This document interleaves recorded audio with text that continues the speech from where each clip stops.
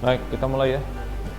Untuk pertemuan yang ke-9 mata kuliah sistem keamanan, nanti kita perlu jadwalkan pertemuan tambahan. Ya, saya buka. Selamat siang. Assalamualaikum warahmatullahi wabarakatuh.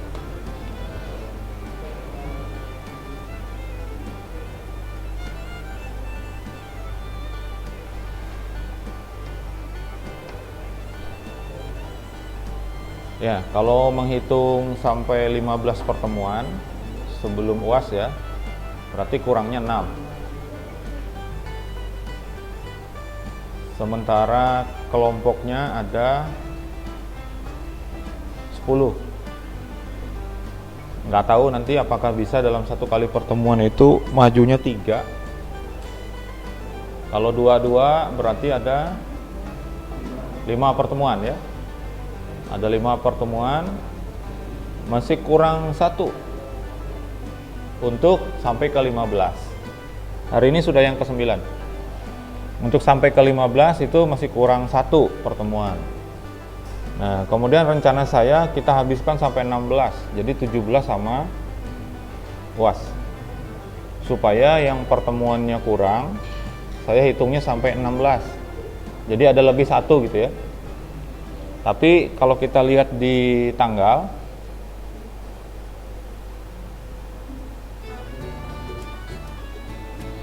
hari ini 9, tanggal 26 nanti 10 ya. Kemudian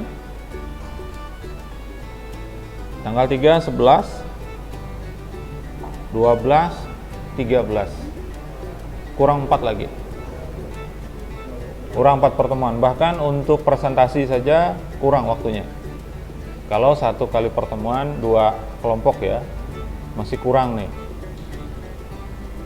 Jadi kalau sampai dengan tanggal 17, 1, 2, 3, 4, hanya 4, kurang 1 itu untuk presentasi. Jadi nanti ya setelah mata kuliah ini kita bahas kapan bisa ketemunya. Kita pertemuan tambahan paling tidak 2 kali ya. Jadi yang satunya nanti mungkin saya ganti dengan rekaman. Mungkin nanti disediakan 2 kali pertemuan khusus ya, di luar jadwal kita yang hari Sabtu ini.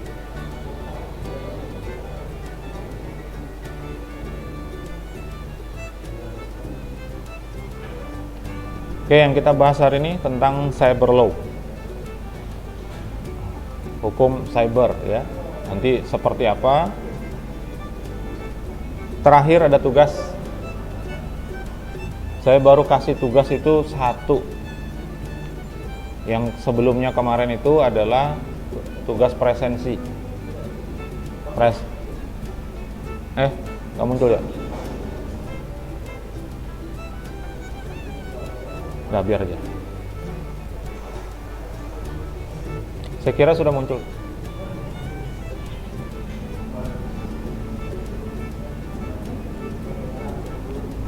Lupa tadi sekalian. Diri lagi ya.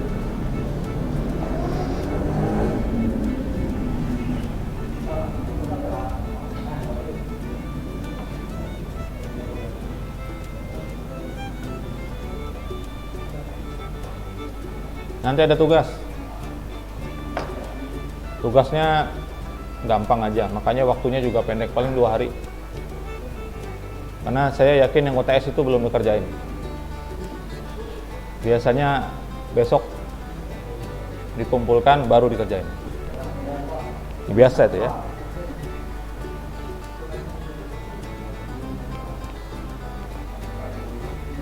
Jadi nanti terkait dengan cyber law ada tugas. Ya, tugas 2. Ya, kita lanjut dulu ya. Ini sudah pernah saya sampaikan tentang penegakan hukum ya. Jadi perlu terkait dengan dunia cyber, internet dan jaringan, perlu membuat regulasi hukum, aturan ya. Lalu perlu menjalankan unit khusus untuk menangani kejahatan teknologi. Nah, seperti di korupsi ada namanya tipikor. Nah, harusnya ada juga secara khusus ya, karena ini sudah di mana-mana dipakai, mau tidak mau, suka tidak suka, penggunaan internet itu dan sistem-sistem itu sudah mendunia semuanya. Ya, yang pakai sistem-sistem yang sifatnya tidak online itu sudah mulai jarang. Karena sekarang lebih dipermudah ya, terutama dengan cloud itu sudah lebih mudah. Kalau dulu kita bikin server, perlu servernya secara fisik, sekarang enggak. Komputernya di tempat orang, kita yang setup, yang menginstal, yang melakukan pengaturan terhadap server, itu kita sendiri sekarang. Bisa menggunakan cloud, menggunakan VPS ya.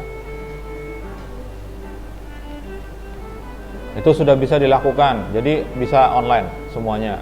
Ya, jadi perlu sebetulnya sebuah pengadilan khusus yang berkaitan dengan teknologi.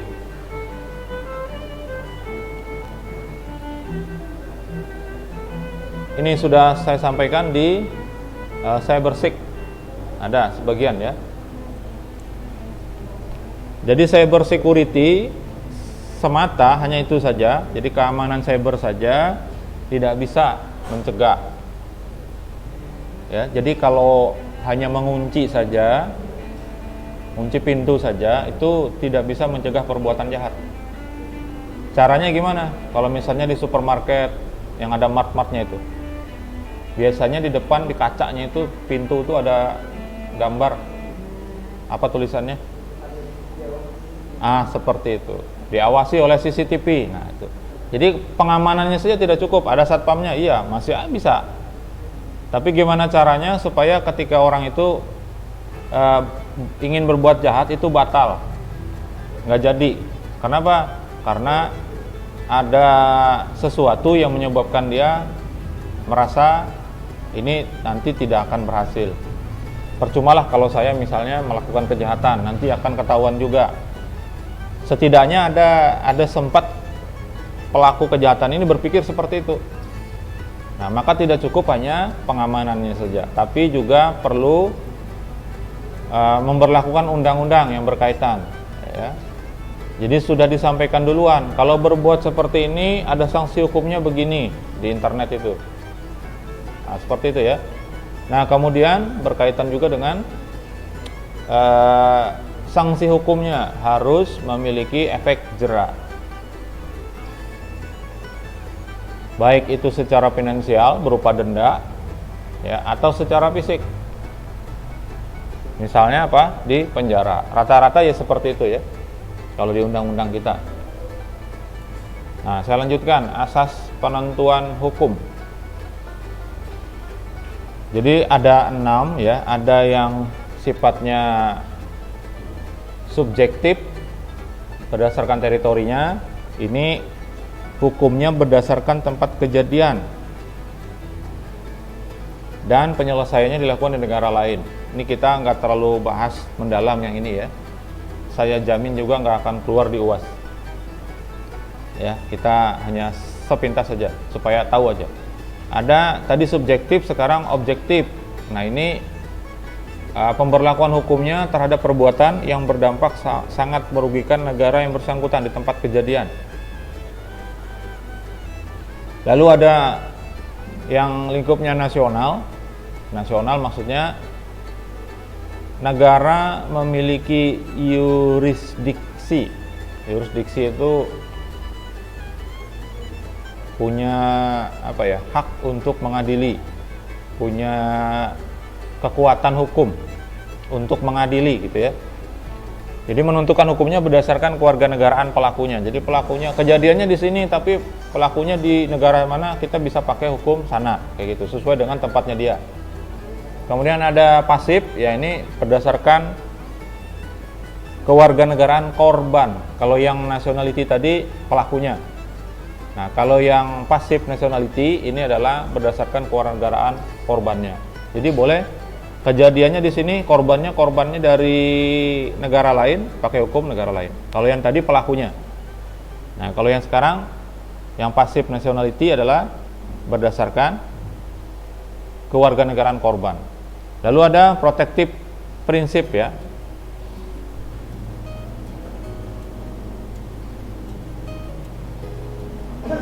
Ini hukumnya diberlakukan atas keinginan negara untuk melindungi kepentingan negara dari kejahatan yang dilakukan di luar wilayah. Nggak usah terlalu pusing lah kita mikirkannya, nanti dirasain aja. Kalau misalnya pas kena hukum, baru dirasain, oh ini pakai hukum yang mana gitu ya. Kalau kali ada yang mau nyoba, ya udah. Tapi disclaimer ya, saya tidak mengajarkan begitu. Sama nanti dengan materi-materi yang kalian sampaikan itu, karena sifatnya saya minta sifatnya praktis, praktek ya. Nah, itu kita sendiri yang menyikapinya secara bijak ya. Kita masing-masing pegang pisau, terserah dipakai buat apa. Nah, saya hanya mengimbau gunakan untuk kebaikan, bukan untuk kejahatan ya. Lalu ada yang universal. Ini setiap negara berhak menangkap dan menghukum para pelaku kejahatan ya, apapun negaranya, dimanapun dia bisa ditangkap tuh. Biasanya menggunakan bantuan apa kalau di dunia kita minta bantu dari International Police atau Interpol. Saya dulu nggak tahu Interpol itu apa, saya kira buat komunikasi. Sekalinya International Police. Nah, berkaitan dengan cyber law ya, dengan hukum cyber, yaitu aspek hukum yang ruang lingkupnya meliputi setiap aspek yang berhubungan dengan orang per orang. Jadi bisa pribadi atau subjek hukum, orang per orang, bisa kelompok juga ya, kalau dia terkait dengan grup, misalnya terorisme dan seterusnya. Yang apa ini spesifiknya? Aspeknya yang spesifik adalah menggunakan dan memanfaatkan teknologi internet atau elektronik.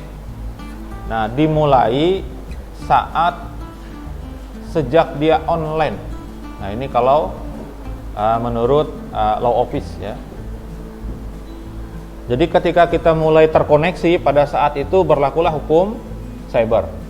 Seperti itu katanya. Nah, masalahnya HP kita itu nggak pernah kita lock out ya. Koneksi internet jalan terus. Nah, berarti selalu setiap saat itu terkait dengan hukum cyber. Kalau menurut law office ini. Jadi sejak online dan masuk ke dunia cyber itu kita sudah terikat dengan hukum cyber.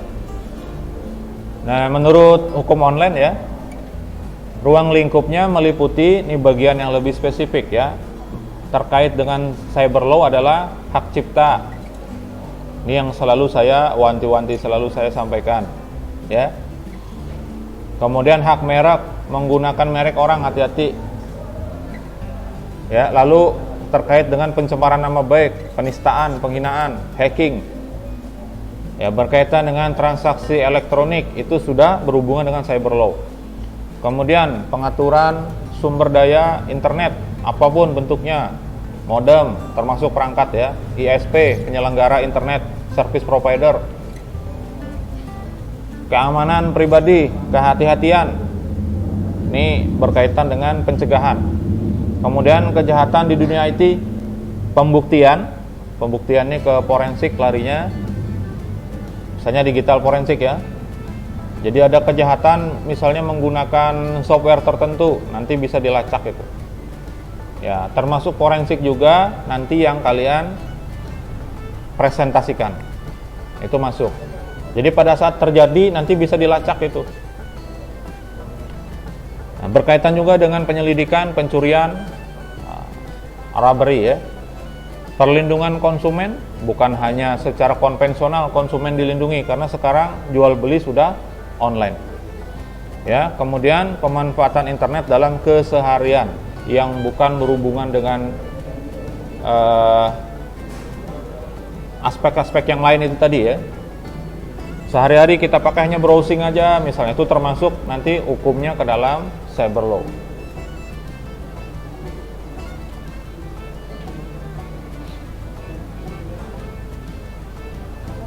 Sampai sini ada yang ditanyakan? Nggak ada ya? Bagus. Ya kalau ada kan pasti angkat tangan, nanya kan gitu. Ya.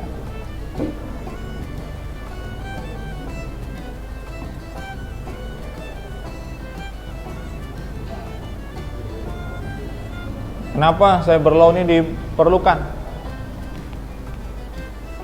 Pertama, di negara kita agak lambat ya melakukan ratifikasi terhadap undang-undang yang berkaitan dengan cyber ya. Bahkan ada beberapa akademisi mengatakan masih lemah. Kenapa? Undang-undangnya secara khusus itu belum ada ya, yang secara khusus spesifik, misalnya berkaitan dengan jual beli online ada sendiri, berkaitan dengan dokumen-dokumen yang ada itu tergabung dan masih umum sifatnya. Makanya kadang-kadang jadi karet, tarik aja ke sini, bisa nih dipakai buat ini, bisa dipakai buat ini, padahal masih belum cukup, belum lengkap gitu ya. Nah, kenapa dibutuhkan? Karena terkait dengan upaya pencegahan tindak pidana ya, maupun penanganannya. Jadi selain nanti dipakai buat memberikan sanksi, juga ada sisi pencegahan. Dengan adanya undang-undang itu nanti akan menurunkan tingkat kejahatan cyber. Karena sudah ada aturannya ya. Kalau begini yang dilakukan, ada sanksinya begini. Nah, itu secara otomatis akan berpikir. Kecuali yang nggak punya akal aja harusnya ya. Yang nggak punya akal aja itu yang masih melanggar. Artinya dia berpikir dia tidak akan terkena jeratan hukum. Dengan cara saya seperti ini, kan undang-undangnya jelas tuh. Jadi dua sisi sebetulnya.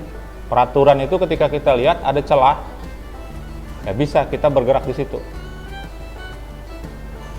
Ya, selain memang ada celah, ada juga yang sengaja udah tahu ini bakal kena sanksi, tapi tetap aja. Misalnya mahasiswa, wah itu nggak jauh-jauh ke cyber law ya, peraturan akademik aja, nggak boleh pakai kaos oblong, ada aja masih. Ya, kuliah nggak boleh pakai sendal, ada aja masih. Nah, tapi susah ya, kalau masuk lab sepatunya nggak dipakai memang. Kan gitu ya, agak susah. Berurusan di akademik atau di bagian umum atau di prodi pakai sendal. Nanti definisi sendal juga macam-macam. Apakah termasuk sendal yang sepatu depannya bolong, belakangnya bolong, atau belakangnya ketutup tumitnya ya, tapi depannya kebuka, itu masuk kategori sepatu juga apa enggak? Ada dosen yang tidak boleh, pokoknya muka belakang harus ketutup, berarti memang asli itu kita sebut sepatu. Itu yang nggak jauh-jauh ya, yang kita tahu tapi kita langgar. Ada juga yang lihat celahnya gitu ya. Ya kayak tadi tuh yang masuk lab kan celah. Kalau kuliah di lab kan memang nggak pakai sepatu, pakai sendal juga enggak. Bisa tuh pas datang ke kampus pakai sendalan. Katanya, kenapa mau pakai sendal? Kan masuk lab, nggak pakai sepatu. Celah seperti itu ya. Dan nggak kelihatan juga, lagi ngajar nggak ada yang bawa sepatu. Terus dilihat di luar juga mau disalahin susah. Gimana? Kan di luar dia dan sedang tidak dipakai. Tapi kalau berurusan di akademik, dia umum ya, ya pinjam dulu sepatu kawannya, sebentar aja di dalam, daripada disuruh keluar. Ya, begitu juga yang pakai kaos oblong, sama ya. Kalau pakai kaos oblong, ya lapis dulu dengan jaket misalnya, atau pakai apa? Ya, dulu sempat diusulkan kita kuliah ini pakai alma mater. Ayo kalau kuliah rapi kayak kampus mana tuh? Ada ya? Ada kan? Nah, tapi bagus juga kayaknya. Dosennya juga gitu, pakai jas, pakai bedasi, ya kok mantap.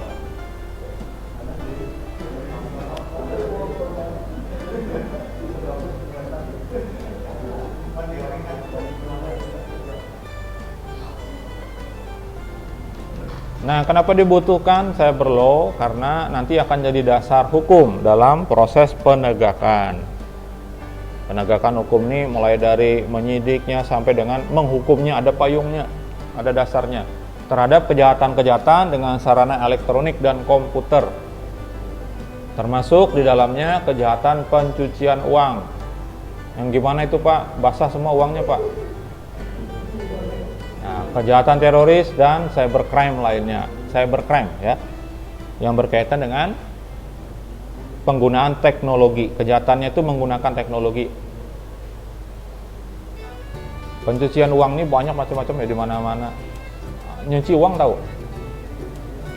Kalau uangnya kecuci itu sering kalau kalian tahu. Ya. Apalagi uang yang zaman dulu yang 100 ribuan plastik. Itu kecuci, dijemur, mengecil. Dipakai buat belanja nggak bisa lagi. Ya, itulah kelemahan uang kertas. Koin masih nggak aman juga. Apalagi koin-koin sekarang tuh yang 100 rupiah, itu nggak ngerti bahannya dari apa itu. Harusnya kita pakai emas. Emas itu walaupun terbakar tetap emas. Tetap ada harganya. Coba kalau duit kalian 100 ribu 10 lembar, berarti berapa? 1 juta. Kebakar dikit aja ujungnya,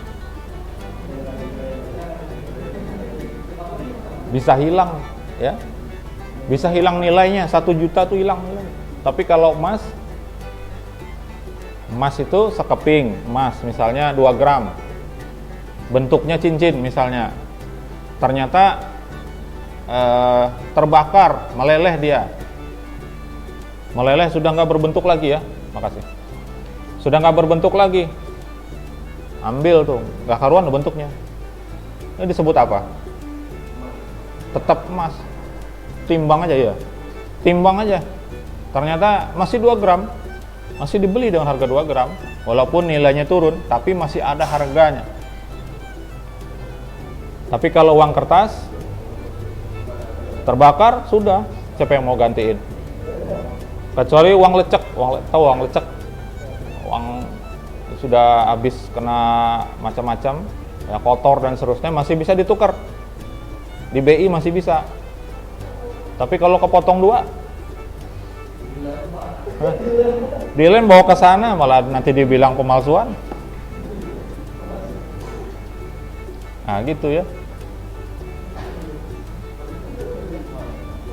Zaman dulu kita nabung di bank itu ada jaminannya emas. Jadi uang kita sekian itu ada emasnya senilai dengan uang itu, emasnya ya. Sekarang udah nggak ada lagi. Seandainya sistem perbankan itu langsung tutup, uang kita semua itu hilang. Iya. Makanya agak berhati-hati juga ya. Karena apalagi semuanya sudah digital. Yang terbaru saya dengar informasi, saya lupa namanya apa. Ada ini, salah satu kripto itu mengajukan ke pengadilan Amerika, mengajukan pilot, mengajukan bangkrut. Main tuh yang punya kripto, yang kemarin main apa yang foto lain sistemnya, mau saya sebut FTP, salah, bukan FTP ya, apa sih namanya, lupa. Yang fotonya si Ghazali dibeli 2 miliar itu, NFT. Sekarang apa kabarnya?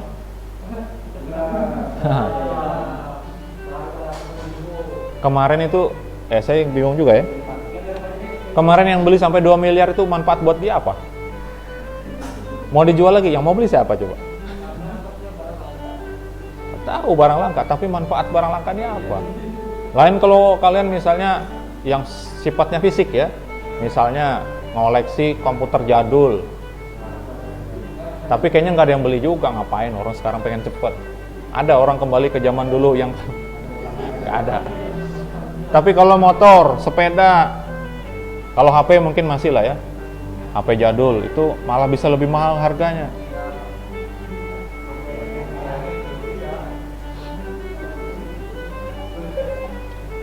Ya. Nah kalau NFT itu Yang mau ngoleksi siapa dan nilainya siapa, dijual itu siapa yang mau.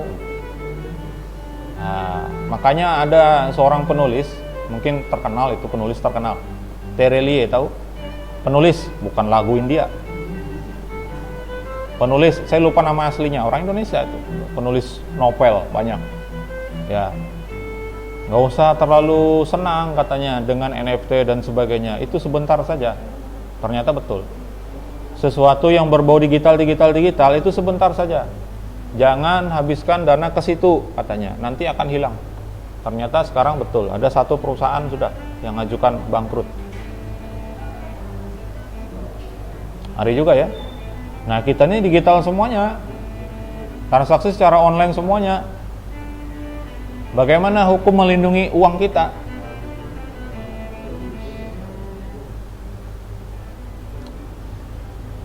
Saya sampai sekarang masih bingung ya. Di bank itu ada tulisan, jika terjadi perbedaan, maka yang berlaku adalah yang punya catatan bank dengan buku kita. Itu yang berlaku, kalau berbeda yang berlaku punya bank. Padahal kita nyetaknya dari bank. Bisa kita nyetak sendiri. Buku tabungan itu loh, dicetak sendiri bisa? Nggak bisa. Tapi kalau terjadi perbedaan, punya bank yang gimana coba? Di tempat kita masih ada saldo nih 200.000, di bank ternyata sisa 1.000. Padahal baru bulan kemarin, nggak ditarik apa-apa. Yang sah punya bank. Gimana? Kita sebagai nasabah dilindungi atau tidak? Nggak tahu. Ya. Tapi sudah klaimnya sudah seperti itu. Kalau terjadi perbedaan, yang punya bank yang sah. Gimana? Dan semuanya kita serahkan.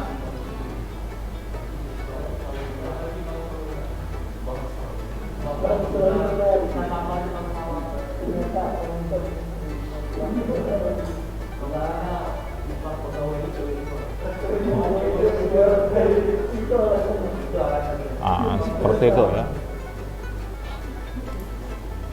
Ngeri ya. Kalau sudah digital gitu, terus banknya tutup misalnya, bangkrut, yang gantiin duitnya siapa? Ini ya. Nah, sedangkan mereka diinvestkan ke emas dan sebagainya. Emasnya ada.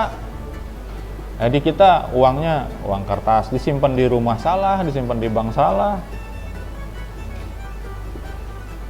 Disimpan di rumah kayak kemarin yang di TV, yang nabung uangnya buat berangkat haji, dimakan rayap, ada ya?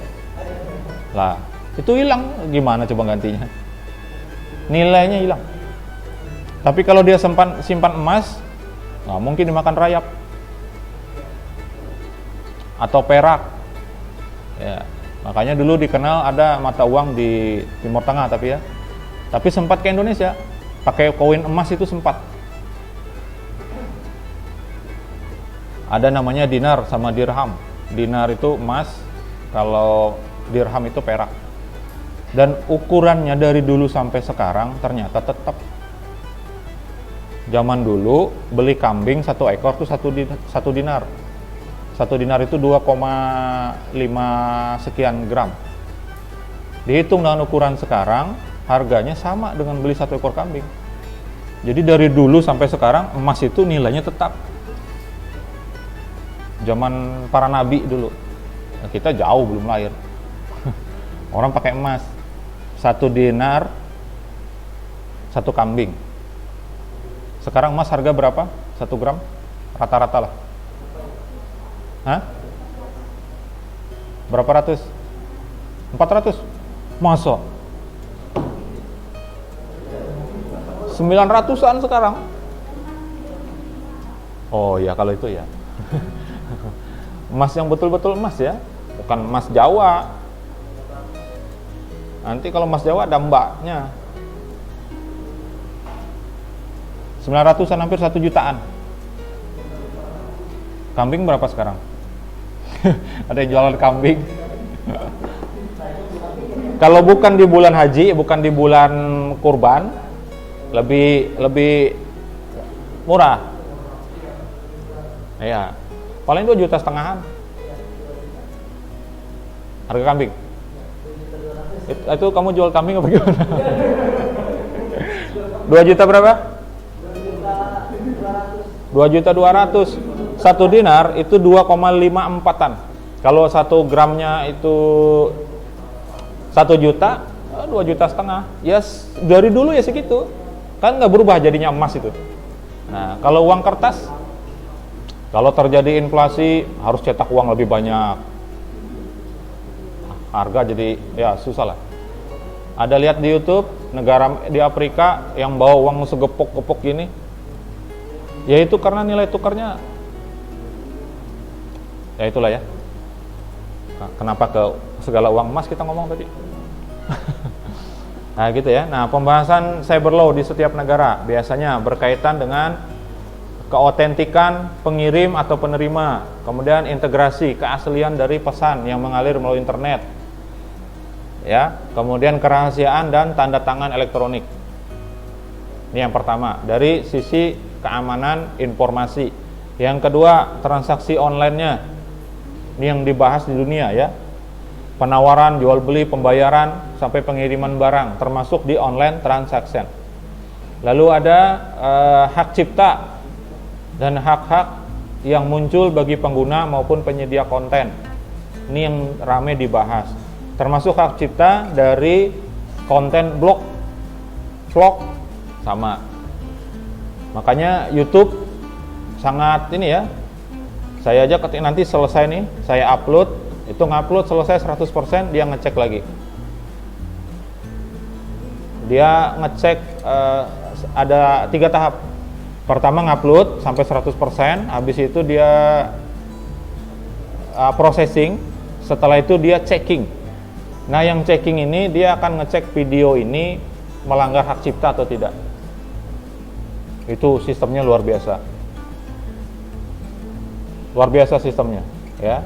Kalau kalian masukkan lagu, ini seperti saya nih, ini ada backsoundnya nih. 7 backsoundnya nih. Kalau muter video saya itu selalu ada ya. Kalau di sini mah nggak kedengeran, karena langsung pada saat rekaman di play. Itu langsung kedetek ada 7 lagu. Nah, yang masih ditoleransi itu kalau kita masukkan lagu atau video orang itu kurang dari atau maksimal 5 detik. Kalau kurang dari 5 detik dia masih bisa. Tapi kalau lebih dari itu akan kedetek ini punya siapa. Dan kalau ya masuk copyright dia. Nah, kalau dia dimonetisasi YouTube-nya, itu uangnya, iklannya tetap tampil di punya orang ini. Tapi penghasilannya akan masuk ke orang yang punya copyright. Nah, seperti itu. Makanya ada beberapa vlog ya yang dia memotong tuh sekian detik aja lagunya supaya nggak kena. Kalau punya saya kena, karena putar terus 7 lagu itu instrumental ya. 7 lagu itu diputar terus sampai nanti saya stop rekamannya. Nah, hanya tidak masalah walaupun dimonetisasi, nanti misalnya saya tetap dapat bayaran karena audio yang digunakan adalah audio yang sifatnya free yang ada di dalam YouTube Audio Library. Nah, saya gunakan, tapi tetap kedetek ini lagu apa, judulnya apa, yang ngarang siapa, itu tetap ya. Nah, seperti itu. Itu berkaitan dengan hak cipta ya. Kemudian regulasi konten yang bersifat informasi ya. Informasinya itu ada regulasi aturan ya, yang mengatur sejauh mana konten yang dialirkan melalui internet ini legal atau tidak konten yang disampaikan. Makanya punya Pak Ono W. Purbo ya, pakar telematika, pakar IT. Pak Ono W. Purbo itu video-videonya sering kena take down sama YouTube. Kenapa? Karena membahas tentang keamanan sistem. Praktek sama beliau tuh dipraktekin nih caranya ngirim ke siapa nih, emailnya dari presiden ya, pernah saya sampaikan ya, bisa dibuat seperti itu, presiden ri.go.id, kasih nama di situ emailnya, admin atau apa, staff misalnya presiden.ri.go.id, ngirim emailnya kepada saya misalnya, isinya saya Presiden Republik Indonesia mengangkat Anda menjadi menteri menteri apa ya? Kira-kira orang percaya nggak? Kalau ngirimnya ke saya nggak percaya. Siapa saya? Tapi kalau ke orang yang terkenal, email yang ngirim itu email lembaga, dikirimnya misalnya ke salah satu tokoh, ya, tokoh nasional, dikirim, Anda saya angkat menjadi ini, bisa percaya itu. Kalau ngirim ke saya nggak percaya saya. Saya nggak kenal, beliaunya nggak kenal saya juga, tiba-tiba diangkat menteri Tanjaru, ya. Nah, kemudian regulasi mengenai kontak online, ini sama tata krama, ya, etika dalam berkomunikasi dan berbisnis, termasuk pajak, pembatasan ekspor impor kriminalitas, dan jurisdiksi hukum. Tadi hak wewenang untuk mengadili tadi, ya.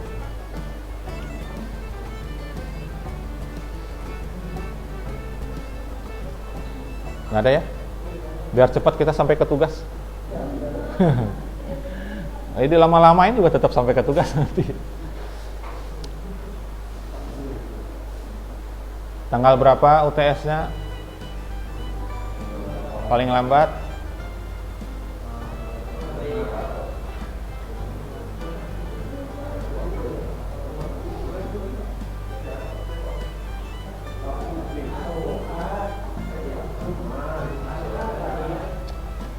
Nah, ini masih berkaitan dengan cybercrime, ya. Kemarin sudah saya bahas yang segitiga itu.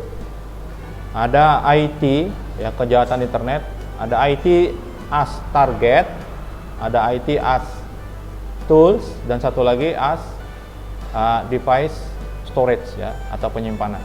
Nah, ini dari sisi yang lain, ya, berdasarkan target, nanti bisa dilihat. Jadi karena berkaitan dengan hukum, ya, maka ada yang komputer itu sebagai target. Kalau target jadinya apa dia? Korban, ya. Menjadi sasaran aktivitas kejahatan. Ada yang menjadi pelakunya. Ada yang sebagai alatnya. Digunakan sebagai alat. Komputer ini digunakan sebagai alat atau internet sebagai alat. Masuk nanti ke dalam kategori cybercrime. Kalau yang jadi target sama. Lalu ada insiden. Insiden itu apa?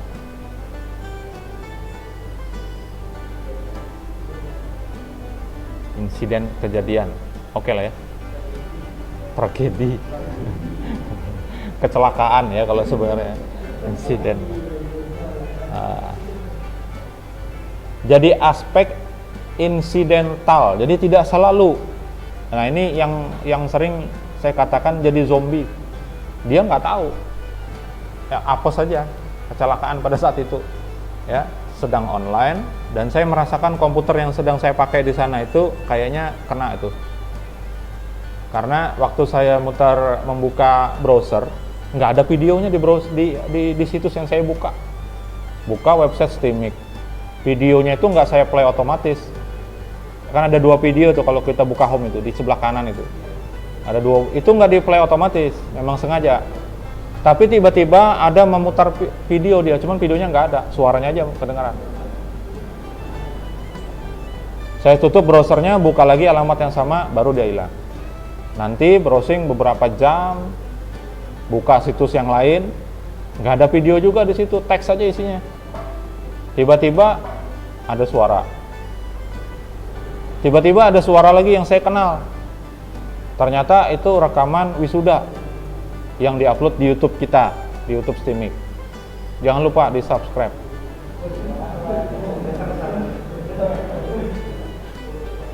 Masa subscribernya lebih banyak saya sedikit daripada lembaga? Orangnya sebanyak ini. Kalau punya saya wajar lah, siapa saya gitu kan. Lah website ini YouTube Steamik, mahasiswanya 1.200, yang subscribe belum ada 500. Kalian punya email ada 2 sampai 3. Yang satu orang bisa 3 langsung. Biar terkenal kampusnya ya. Nah, rencananya mau di format ulang tuh hard disknya ya.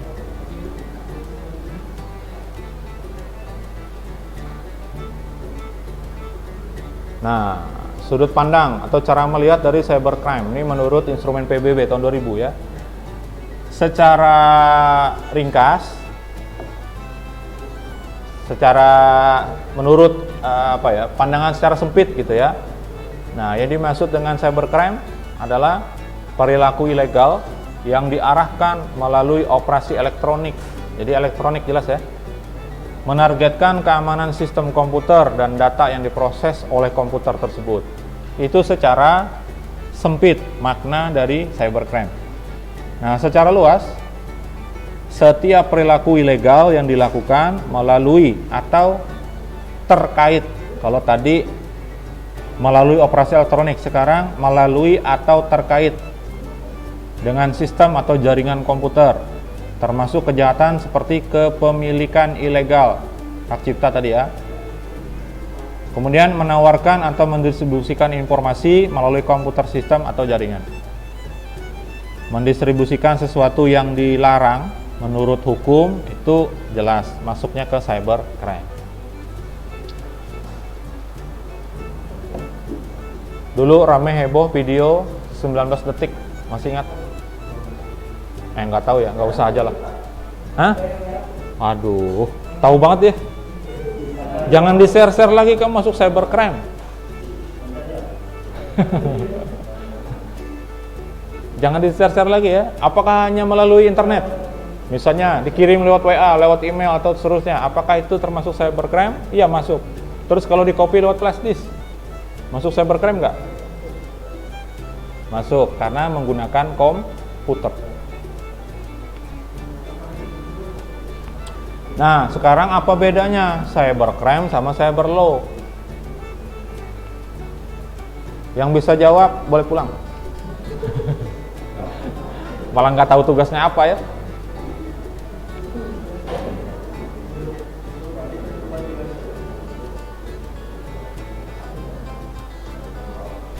Apa bedanya cybercrime dengan cyber law? Gampang banget ini. Terus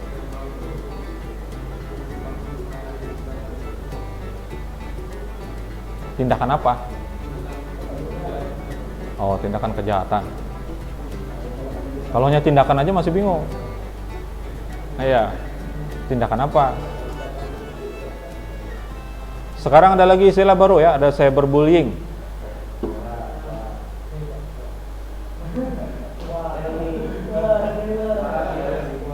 Banyak ya, macam-macam sekarang cyber. Jadi perbedaan mendasarnya adalah cybercrime ini berkaitan dengan tindak kejahatan, tindakan kejahatannya, sedangkan cyber law berkaitan dengan penegakan hukum terhadap tindak kejahatan itu. Nah, seperti itu. Insya Allah ya, nanti keluar di UAS.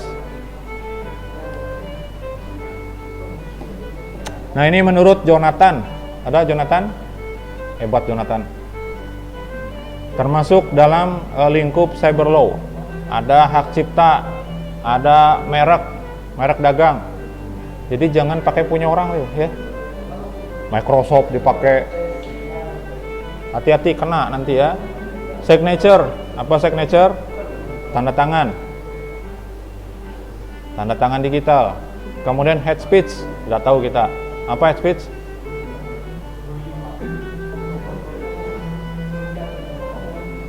Hate speech, ujaran kebencian. Ini karet.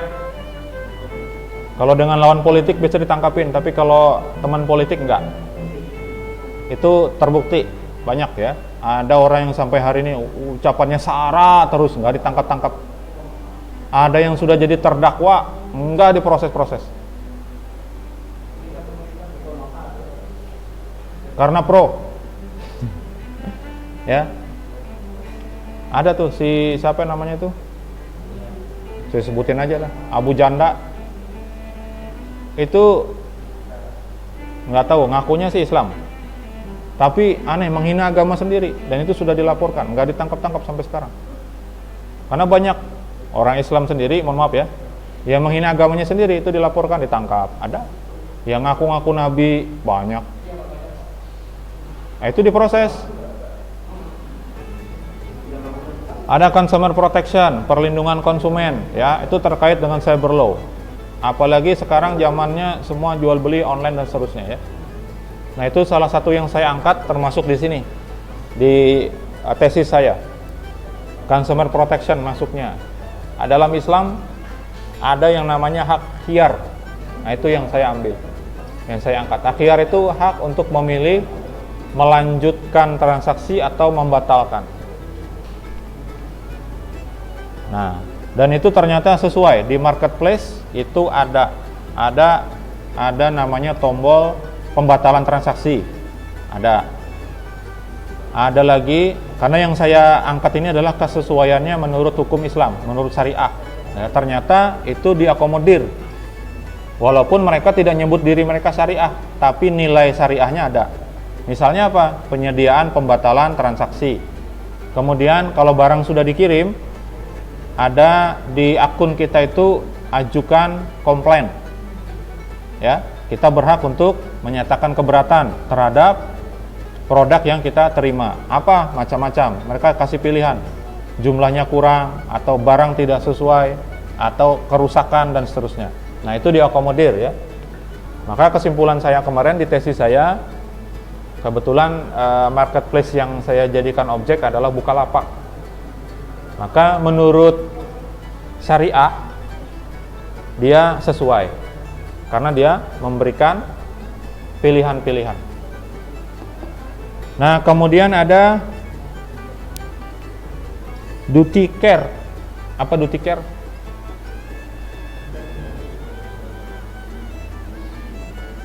Ada kontrak secara online. Duty apa duty? Biasanya kalau di bank tuh ada tuh yang satu orang jalan kemana-mana. Selain selain teller, selain customer service, itu ada satu orang suka jalan-jalan. Namanya sebutannya duty officer. Apa kalau di kamus? Duty apa?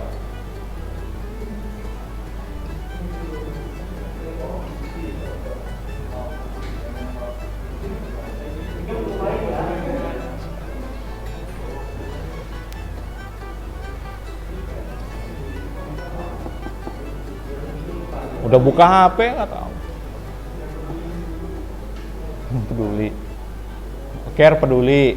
Kalau duty, duty apa duty? Hah? Nggak dicari di kamus apa? Translate Google gampang banget.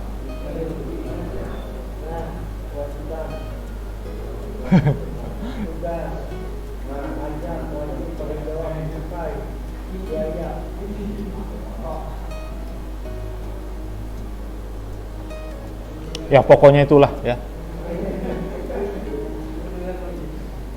Kalau digabung dua-duanya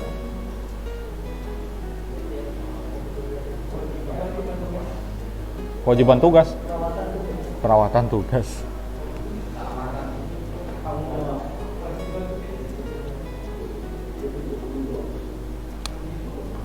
Intinya adalah kehati-hatian. Tadi ada disebutkan, ya, aspek dalam cyber law itu salah satunya adalah kehati-hatian. Bagaimana kita menjaga kerahasiaan data salah satunya. Berhati-hati, jangan nge-save password di komputer orang. Terus jangan bikin password itu yang mudah ditebak. Tanggal lahir, nomor HP, apalagi yang gampang-gampang ditebak itu alamat rumah, nama pacar. Tapi kalau nama pacar agak susah ditebak ya, kalau pacarnya lebih dari satu. Nggak usah pacaran, nikah aja langsung. Ya, berkaitan dengan penyebaran virus, kemudian regulasi sumber daya internet, pengaturan, makanya punya protokol namanya ya. Termasuk misalnya koneksi internet. Koneksi internet kalau pakai kabel jaringan ada dua tipe yang utama, tipe A. Ada yang masih ingat? Tipe A dan tipe B. Baru minggu kemarin di jaringan sudah kan? Belajar jaringan sudah. Namanya apa? Konektornya RJ45. Tapi susunannya tuh ada tipe A, tipe B. Namanya apa? Angka tuh ada 3 angka, terus ada A belakangnya. Ada sekian B gitu. Kalau bikin kabel cross gabung aja, sebelahnya pakai A, sebelahnya pakai B. Ya kan? Kalau kabel straight boleh pakai A, boleh pakai B, tapi harus sama. Ada 3 digit.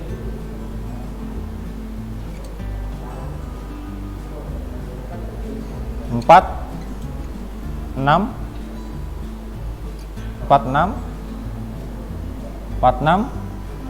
Nah itu salah.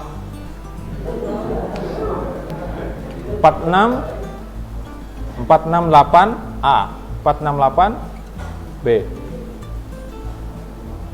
Nah, saya lupa apa yang itu, saya ingat urutan warnanya aja, saya sebut. Yang A. Oranye putih, putih oranye, terus.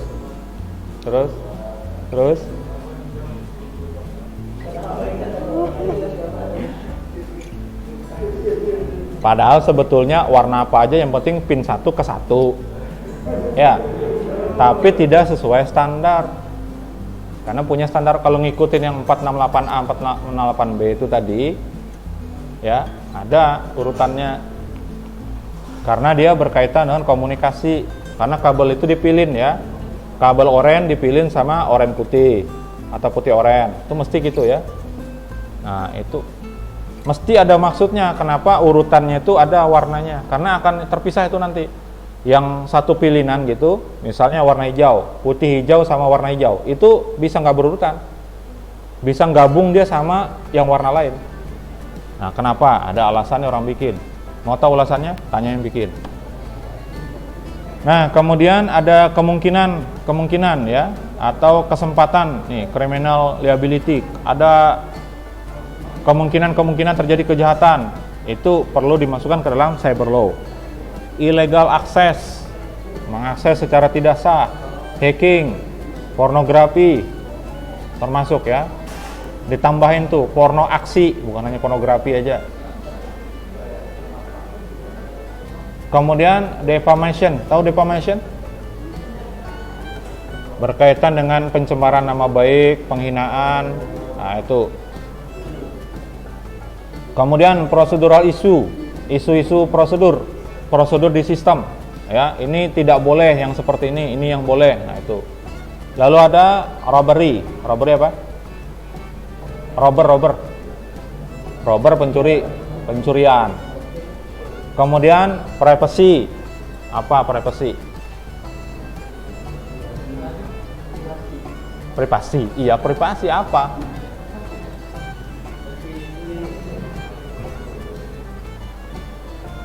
Hak pribadi ya. Kemudian e-commerce dan yang lain-lain.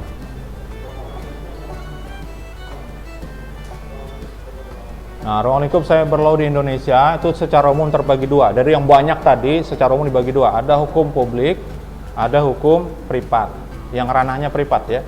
Jadi kalau di hukum publik itu yurisdiksi satu,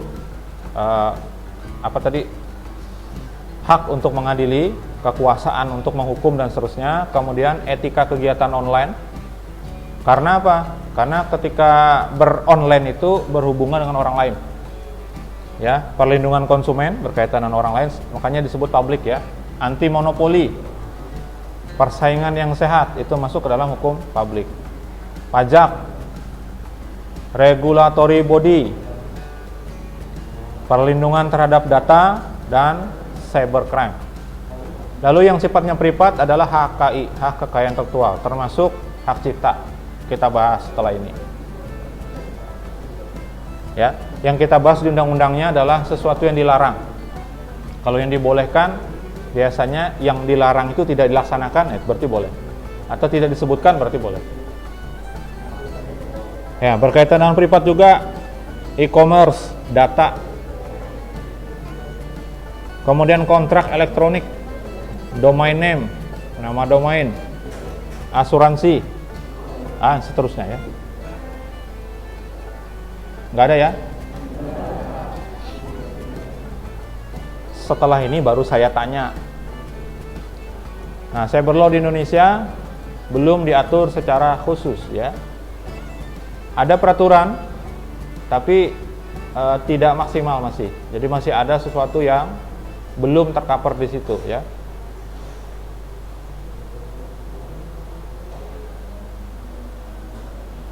Jadi belum secara spesifik ya.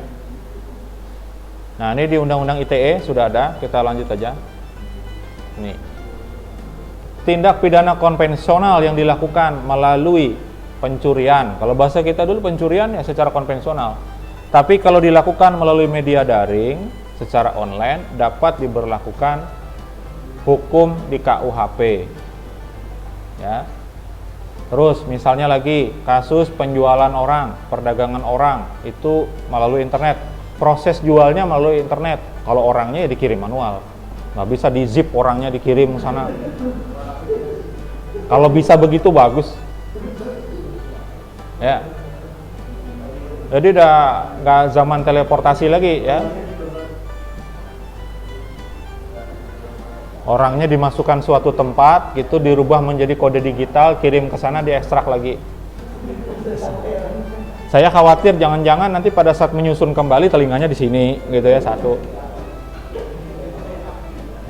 Karena dulu pernah ada yang nyoba kayak gitu, ya, saya pernah baca membuat mesin teleportasi yang diuji coba itu tikus. Tikus dimasukin ke suatu alat, dikirim ke sana. Ternyata jadi, tapi jadinya aneh. Nggak sesuai ya. Entah itu apakah hanya hayalan aja, tapi saya pernah baca. Saya pernah baca bahwa itu memang pernah diuji coba teleportasi. Kemudian bisa juga menggunakan Undang-Undang Nomor 3 Tahun 2011 ya tentang transfer dana. Atau Nomor 8 Tahun 2010 tentang TPPU. Tindak pidana pemberantasan tindak pidana pencucian uang. Ingat, nyuci uang itu bukan dicuci. Terus hati-hati ya, uang basah jangan disetrika, bisa mengecil. Nanti malah hilang nilainya, 100 ribuan terutama. Ya. Mentang-mentang basah disetrika, mengecil nanti, hati-hati. Biasanya kalau zaman dulu supaya cepat kering, taruh di jemuran. Tapi kalau di jemuran bisa hilang. Airnya ditaruh di atas, tutup panci kalau kami dulu. Jadi sambil masak, taruh di atasnya, cepat kering. Selama dia dilakukan menggunakan teknologi, bisa juga diterapkan dengan undang-undang ini. Undang-undang tentang human trafficking sama undang-undang TPPU bisa, ya. Kalau dia berkaitan dengan tindak pidana pencucian uang. Salah satu bentuk pencucian uang, ya, korupsi. Justru dibelikan sesuatu, habis itu ditaruh atau diatasnamakan orang lain. Atau bisa juga dipakai dulu untuk bisnis, hasilnya diambil, bisa seperti itu. Atau misalnya katakanlah seorang bos ya, punya mobil ada 3, dia jual mobil pribadi nih, dia jual ke perusahaannya sendiri, itu bisa masuk ke pencucian uang. Kalau dia mau ngambil uangnya secara langsung kan nggak boleh, walaupun perusahaan dia sendiri, karena harus ada pembukuan, akuntansi, ini uang dipakai buat apa. Nah, karena pengen ngambil uang, misalnya seharga mobilnya 200 juta, kalau ngambil uang langsung, jelas buat apa. Pembendaharanya nulis, diambil bos 200 juta, kan nggak bagus. Ya, caranya gimana dia? Nyuci uangnya, uangnya dapat, mobilnya tetap dia pakai. Gimana? Mobilnya punya dia, dijual ke lembaganya dia, ke perusahaannya dia, perusahaan ABC, kocar kacir. Yang beli perusahaannya, uangnya kan ke dia, tapi mobil itu dia sendiri yang pakai. Keren nggak? Pencucian uang. Bisa dituntut nggak yang kayak gitu? Ya kalau perusahaannya keberatan bisa dituntut. Tapi masalahnya uang dia sendiri. Sebenarnya itu kan uang dia sendiri. Cuman cara ngambilnya gitu, cara halus. Masuk tuh pencucian uang kayak gitu tuh. Hati-hati ya. Nah, peraturan terkait cyber law. Nah, yang ada sementara ya, Undang-Undang Nomor 19 tahun 2000, bukan 2022 ini, salah. 2011 kalau nggak salah. Tentang hak cipta itu satu, nanti ada kaitannya kita lihat ya. Sekarang undang-undang itu dicabut, diganti dengan Undang-Undang Nomor 28 tahun 2014. Tentangnya sama, hak cipta. Kemudian Undang-Undang ITE itu Nomor 11 tahun 2008. Ini salah ya. Lihat dulu di rekamannya, ini salah. Nanti bingung yang nonton. Ya, kemudian Undang-Undang ITE itu diubah. Kalau diubah dia nggak diganti, tapi ada pasal tertentu yang dirubah. Nah, saya lihat perubahannya itu lebih kepada penurunan sanksi. Jadi yang semula kejahatan ini disanksi 1 miliar, diturunin jadi 750 juta. Lumayan kan? Dengan Undang-Undang Nomor 19 tahun 2016. Nah, secara umum dalam Undang-Undang ITE, ITE apa? Informasi dan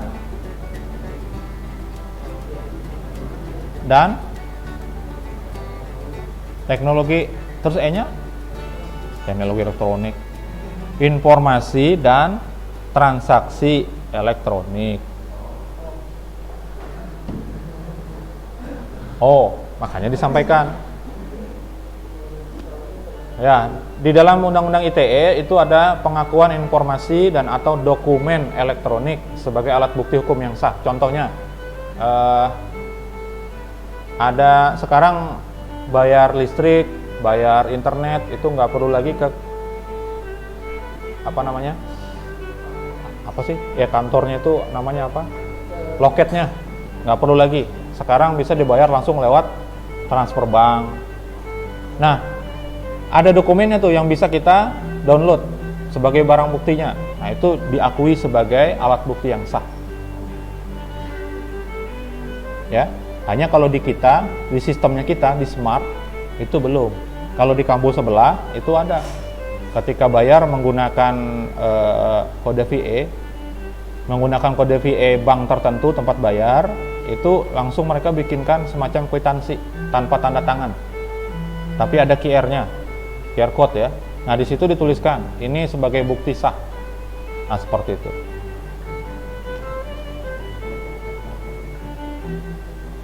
Sama dengan STNK, sekarang nggak ditandatangan, pakai QR ya. Yang pejabatnya, kalau nanti perbaruan 5 tahun, perpanjangan 5 tahun itu STNK-nya nggak ada tanda tangan lagi, pakai QR. Sertifikat sekarang juga gitu rata-rata. Sertifikat akreditasi kita itu nggak ada tanda tangan, QR aja. Jadi itu sebagai bukti yang sah. Kemudian pengakuan atas tanda tangan elektronik tadi berkaitan dengan itu. Dokumennya sah, tanda tangannya juga sah, dikeluarkan oleh BSSN. Penyelenggaraan sertifikasi elektronik. Ada pernah mengalami ngakses pakai browser, ngakses website, dia minta kita okekan dulu sertifikat. Pernah nggak? Pernah. Dia minta ini sertifikatnya kadaluarsa. Kalau diklik ini baru sertifikatnya sah, baru kita bisa akses. Belum pernah ya? Mudah-mudahan nanti ketemu. Enggak, itu beneran. Jadi kita ngakses sebuah website, harus ada sertifikat dari dia. Itu dia hanya mengakui sertifikat saya ini. Kalau mau akses ke saya itu semacam gini. Sebenarnya masuk di pembahasan kalian itu di bagian kripto, ya. Jadi dia semacam ngasih kunci ke kita. Kalau kita mau, ya kita pakai kunci itu. Kalau mau akses punya dia, nah, logikanya seperti itu. Namanya sertifikat, ya, SSL. Kalau di website yang HTTPS, ya itu ada sertifikatnya. Sertifikatnya itu kita nggak lihat, ya. Lalu penyelenggaraan sistem elektronik apapun, kalau kita sudah buat by system secara online, nanti masuk dalam cakupannya Undang-Undang ITE. Ya, nama domain banghaji.com masuk nanti di situ. Stimik PLK, ACID masuk di situ. Semua nama website, nama domain, ya. Kemudian HKI, hak cipta, ya, dan perlindungan hak pribadi yang tadi privasi. Lalu perbuatan yang dilarang serta ketentuan pidananya itu yang dibahas di dalam Undang-Undang ITE.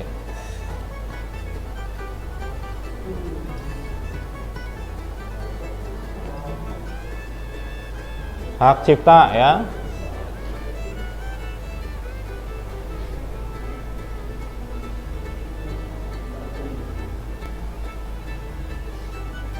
Ini Undang-Undang Nomor 28 Tahun 2014 berkaitan dengan hak cipta.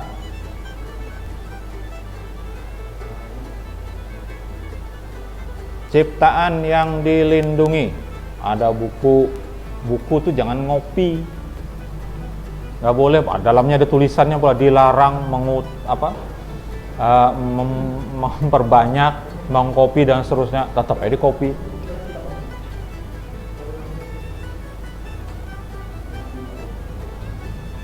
Lagu tadi, makanya YouTube ini banget ya sama itu, sama hak cipta.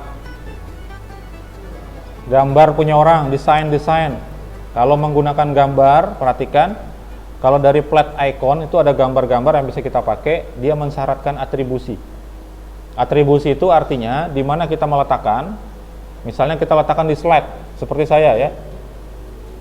Pernah lihat gambar ini yang Bang Napi itu? Yang punya saya itu ada di situ. Sumbernya dari mana? Wajib diatribusi. Atribusi itu mencantumkan dari mana sumbernya. Jadi boleh saya menerbitkan buku tesis saya tuh saya jadikan buku. Gambarnya saya ngambil dari online aja. Saya baca, oh lisensinya ini. Ternyata di situ disebutkan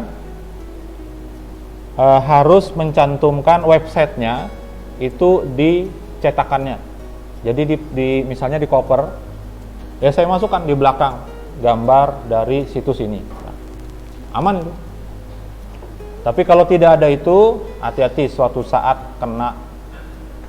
Kalau kanuluitah penghuni, sudah pernah saya sampaikan.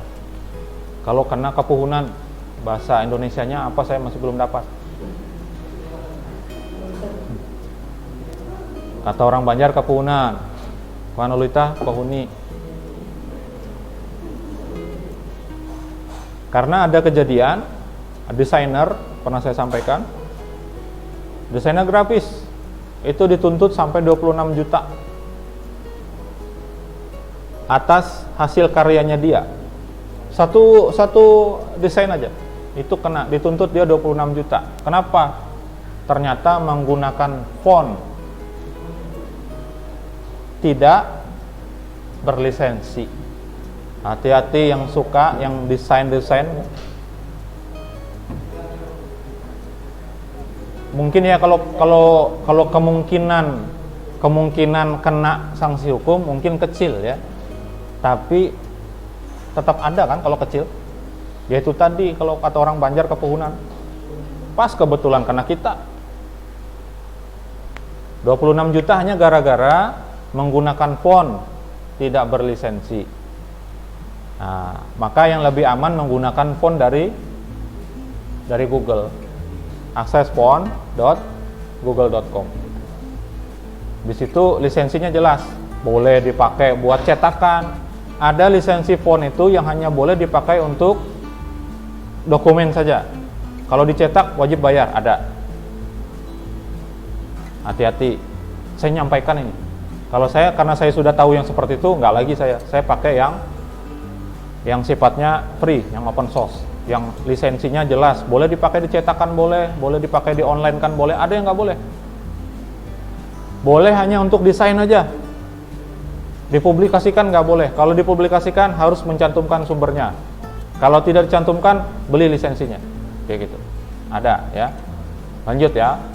Ini yang dilindungi. Yang berkaitan dengan kita. Nih. Urutannya paling terakhir, program komputer. Permainan video sama.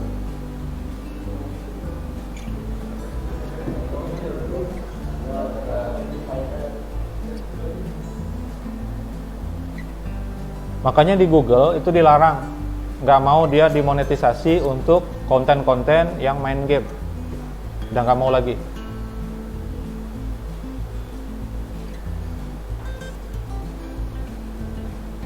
Program komputer ya.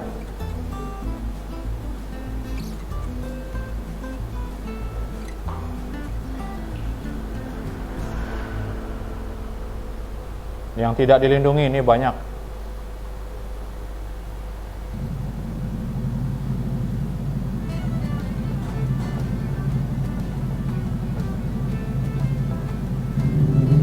Nih, yang tidak boleh diklaim hakinya. Pidato kenegaraan, pidato pejabat nggak boleh diklaim haki. Peraturan perundang-undangan nggak boleh diakui. Ya, apalagi kitab suci. Emang lo yang bikin? Oh, ini hak ciptanya sama saya misalnya. Oh, nggak boleh. Kemarin ada juga ya artis Citayam mau dihakikan, ada kan? Mau dihakikan sama itu yang suka ngasih duit orang itu. Ya akhirnya batal, nggak jadi. Kenapa? Karena dikritisi oleh banyak orang. Ya, susah kalau sudah komersil tuh ya, apa-apa jadi bisnis.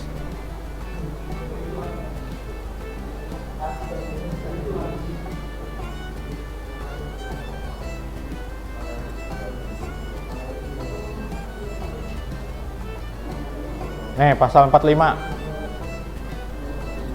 Penggandaan sebanyak satu salinan atau adaptasi program komputer yang dilakukan oleh pengguna yang sah dapat dilakukan tanpa izin pencipta atau pemegang hak cipta. Jika ada syaratnya. Jadi ngopi program tuh boleh, tapi ada syaratnya. Kita sudah punya lisensi. Beli Microsoft misalnya, software kita itu pasti ada sama kita. Ya, itu disalin boleh kalau punya lisensi tadi, dengan catatan untuk tujuan apa? Penelitian atau pengembangan komputer tersebut. Ini kalau sifatnya open source. Kalau sifatnya proprietary, kita nggak boleh kotak-atik sama sekali karena sudah jadi. Ya, arsip boleh atau cadangan boleh sebagai backup. Tapi kalau untuk tujuan duplikasinya untuk dijual nggak boleh.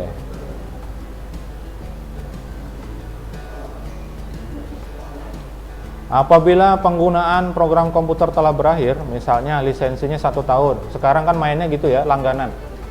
Misalnya Office 365 itu langganan setahun berapa? Setelah itu habis masa berlakunya, harusnya dibuang, harusnya di uninstall aplikasinya. Kecuali kita beli lisensi baru lagi untuk 1 tahun misalnya.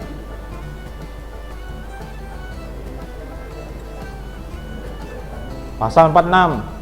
Penggandaan untuk kepentingan pribadi atas ciptaan yang telah dilakukan pengumuman hanya dapat dibuat 1 salinan.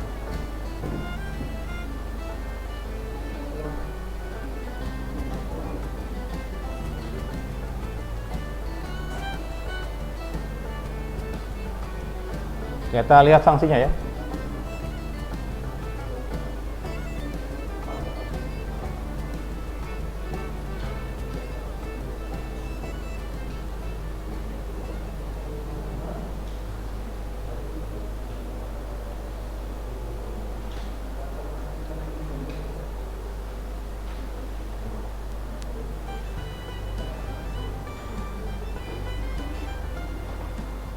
hak cipta 50 tahun sejak didaftarkan.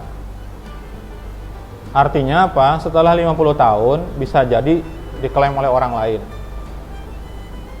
Ini di Indonesia dibatasi seperti itu, hanya 50 tahun. Jadi kalau mau mengklaim punyanya Microsoft nanti tunggu 50 tahun. Itu kalau mereka nggak ngajukan lagi. Biasanya ngajukan lagi.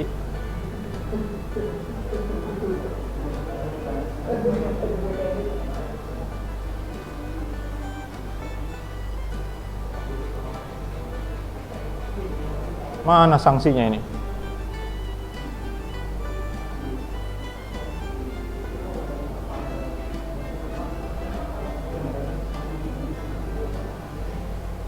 Saya punya satu hak cipta yang kayaknya nggak bakalan juga diduplikasi orang.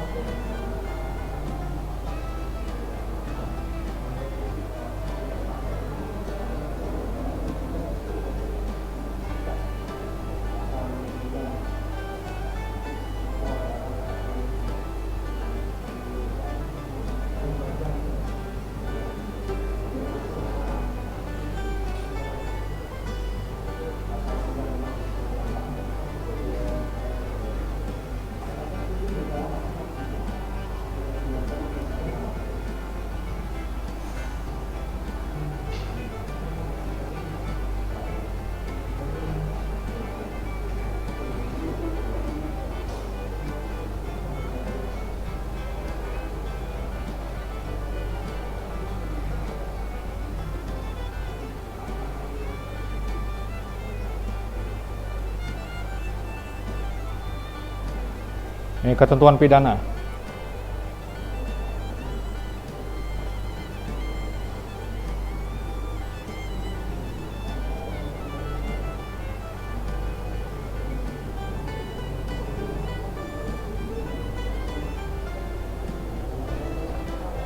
Setiap orang yang dengan tanpa hak atau tanpa izin pencipta atau pemegang hak cipta melakukan pelanggaran hak ekonomi dijual. Ya. Tadi punya lisensi dijual. Ya, untuk penggunaan secara komersial dijual tadi ya. Dipidana paling lama 3 tahun. Sebentar paling lama. Kalau kata-katanya paling lama itu kan berarti bisa nggak sampai segitu. Ya. Dan denda paling banyak 500 juta. Kecil lah, pasti 1 miliar masih angsul.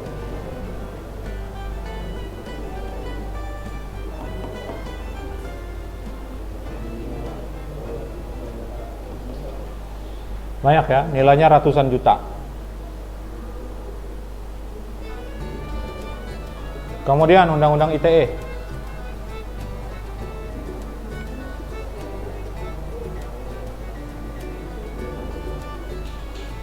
Nih, sengaja dan tanpa hak mendistribusikan, mentransmisi, mengirim, dan membuat dapat diaksesnya informasi elektronik dan atau dokumen elektronik yang memiliki muatan yang melanggar kesusilaan.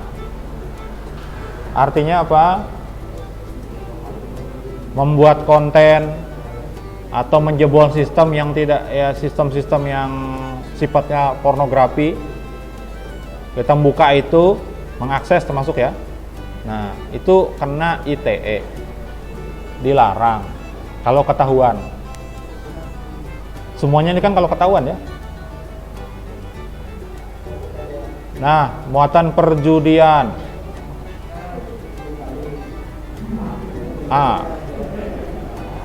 Dengan konsorsium 303 kemarin malah dipelihara ya. Setelah terbongkar baru digerebek.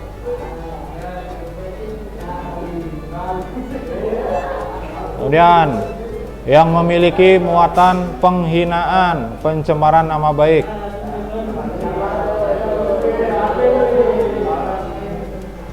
pemerasan, pengancaman,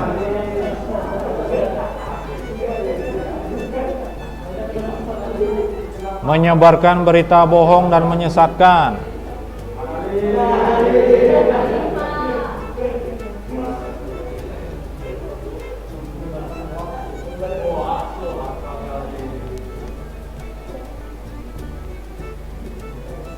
kemudian menyebarkan informasi yang berkaitan dengan SARA sama.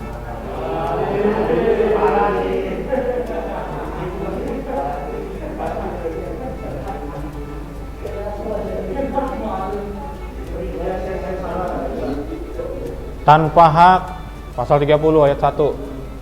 Melawan hukum, mengakses komputer dan atau sistem elektronik milik orang lain dengan cara apapun. Urusan hack mah hack. Makanya saya kemarin sampaikan waktu demo lokal host. Ya, di lokal ya.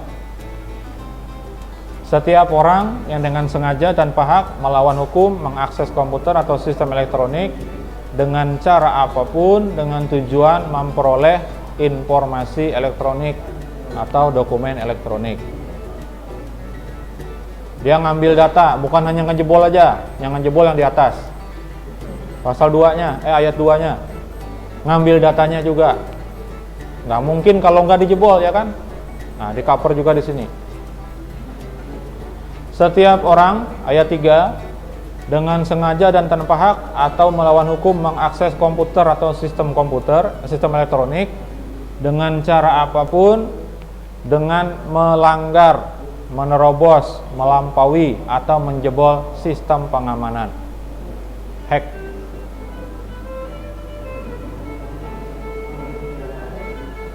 Melakukan intersepsi. Intercept apa? Masih ingat? Intercept.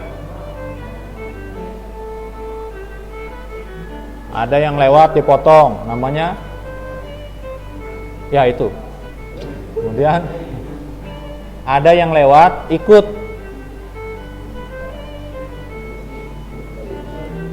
Ya apa namanya sisip? Namanya intersisip. Intercept. Tuh intersepsi.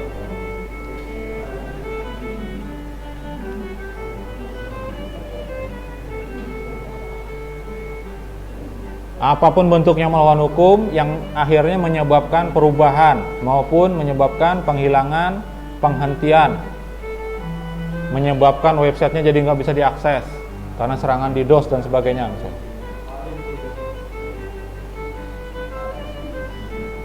Nah, boleh melakukan intersepsi, ini dikecualikan. Dilakukan dalam rangka penegakan hukum. Boleh. Atau misalnya diberikan izin oleh yang punya, yaitu kemarin yang disebut dengan ethical hacking. Dah, banyak.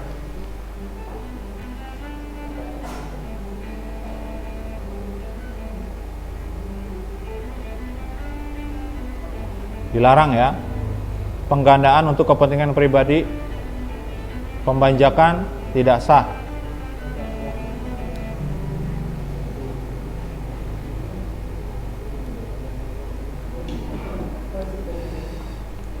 Ini jumlah laporan polisi ya, berdasarkan data dari patrolisiber.id. Sayangnya website ini kayaknya perlu diserahkan ke kalian untuk pengelolaannya. Karena datanya tidak update, habis itu tampilan desainnya, websitenya kurang bagus. Ya, saya yakin lebih bagus kalian lah.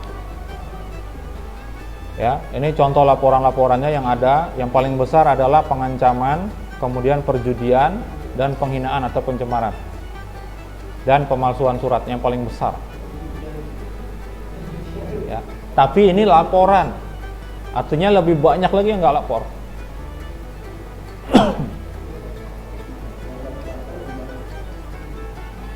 Menurut websitenya Patroli Cyber ID. Sayang sekali ya, nggak aktif. Saya nyoba di situ mengakses statistiknya 0 semua. Tapi herannya di sini ada datanya. Nah itu saya nggak. Dari mana datanya? Di grafiknya itu ada, ini datanya ada.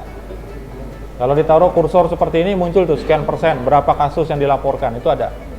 Tapi ketika diakses statistiknya untuk bulan Januari sampai November 0 datanya. Lah ini berarti datanya dari mana? Jangan-jangan yang 000 itu kena apa di paste ya. Kalau sampai website patroli cyber karena di PES tuh ya bisa aja kena. Nah, organisasi resmi ya di Indonesia itu ada polisi siber, itu di bawah Baris Krim Polri, kemudian ada BSSN, Badan Cyber dan Sandi Negara, itu juga ada. Ya, yang lainnya saya nggak tahu. Setahu saya cuma 2 ini. Nanti kasih tahu kalau ada. BIN, mungkin ada nggak cybernya? Dan cyber itu BSSN.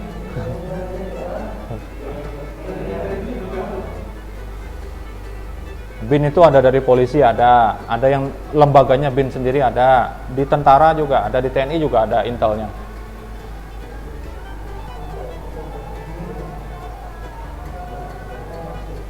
Kamu intel ya? Iya katanya.